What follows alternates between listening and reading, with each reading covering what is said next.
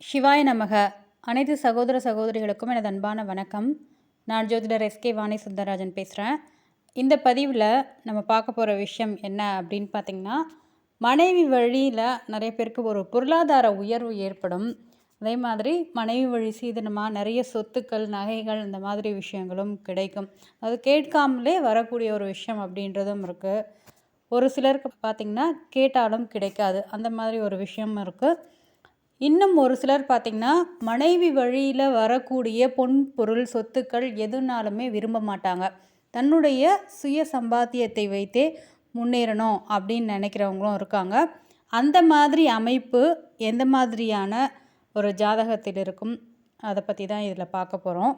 So மனைவி வழியில் வரக்கூடிய இந்த பொன் பொருள் சேர்க்கையை விரும்பாத நபர் யார் அப்படின்றத பற்றி தான் இந்த பதிவில் நம்ம பார்க்க போகிறோம். பொதுவாக பார்த்திங்கன்னா மனைவி வழி சீதனம் அப்படின்றத அந்த கணவர் விரும்புவாரோ இல்லையா, அவங்களோட வீட்டில் இருக்கிற அம்மாவோ அப்பாவோ, அதாவது மாமனாரோ, அந்த பெண்ணுக்கு மாமனாரோ மாமியாரோ, இந்த மாதிரி உறவுகள் அப்படின்றது அந்த பெண் என்ன எடுத்துகிட்டு வருவாங்க அப்படின்றத விரும்புவாங்க. ஸோ அவங்க வீட்டிலேருந்து எப்படி திருமணம் நடத்தி வைப்பாங்க, எந்த மாதிரி சீர்வரிசை எல்லாம் அந்த பெண் எடுத்துகிட்டு வருவாங்க, இதெல்லாம் தெரிஞ்சுக்கிறதுல ரொம்ப ஆர்வமாக இருப்பாங்க. இதை பற்றி தெரிந்துக்கணும். அதாவது அவருக்கு மனைவி வழியில் பொருள் வரவு உண்டா, அது சொத்தாக இருக்கலாம், பணமாக இருக்கலாம், அல்லது கடைசி வரை பார்த்திங்கன்னா மனைவியால் ஒரு பொருளாதார உயர்வு அப்படின்றது இவருக்கு இருக்கும். அதை பார்க்குறப்போ ஒரு ஆணினுடைய ஜாதகத்தில் 4ஆம் இடத்தை பார்க்க வேண்டும்.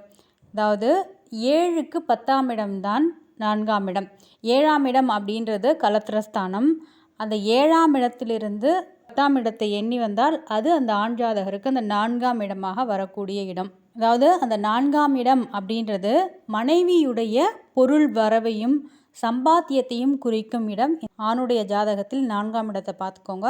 ஸோ அந்த 4ஆம் இடத்துல எந்த கிரகம் எப்படி இருக்குது அப்படின்றத பார்த்துக்கணும். இந்த 4ஆம் இடம் அப்படின்றது நல்ல ஒரு பலமான, அதாவது அங்கே இருக்க கிரகம் அப்படின்றது வலிமையோட பலமாக அமைஞ்சிருச்சு.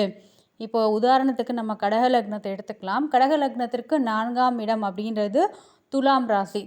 துலாம் ராசி பார்த்திங்கன்னா சுக்கிரனுடைய ஆட்சி வீடு.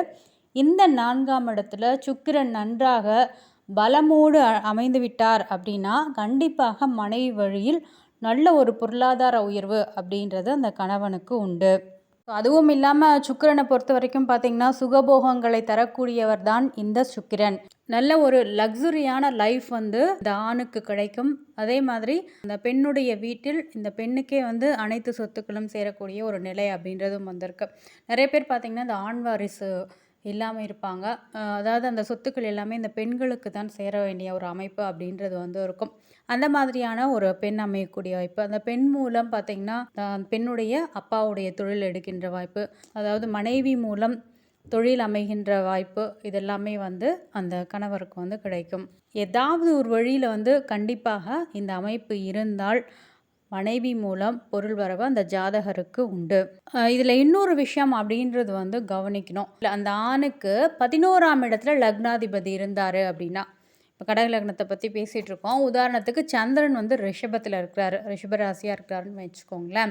ஸோ அந்த இடத்துல இந்த சந்திரன் இருக்கிறப்போ அந்த ஜாதகர், அதாவது அந்த ஆண் சுய சம்பாத்தியத்தில் முன்னேற வேண்டும் என்று நினைப்பவர். ஏன் அப்படின்னு கேட்டிங்கன்னா, இந்த 4க்கு 8ஆம் இடம் தான் 11ஆம் இடம். அதனால் அந்த ஜாதகரும் மனைவி வழியில் இந்த பொருளாதார வரவை விரும்ப மாட்டார்.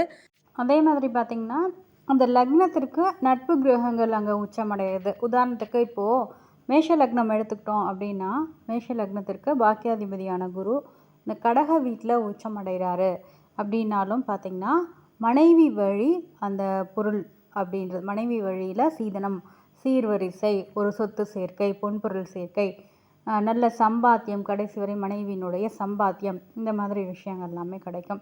அதே மாதிரி சந்திரனும் அங்கே ஆட்சி பெற்று அமைந்து விட்டால் ஒரு நல்ல பொருளாதார வரவு அப்படின்றது இருக்கும். இந்த 4ஆம் இடம் அப்படின்றது பாவ கிரகங்களால் பாதிக்கப்படாமல், அதே மாதிரி நன்கு பலத்துடன் இருக்கக்குள்ள மனைவி வழியின் பொருள் சேர்க்கை அப்படின்றது இருக்கும்.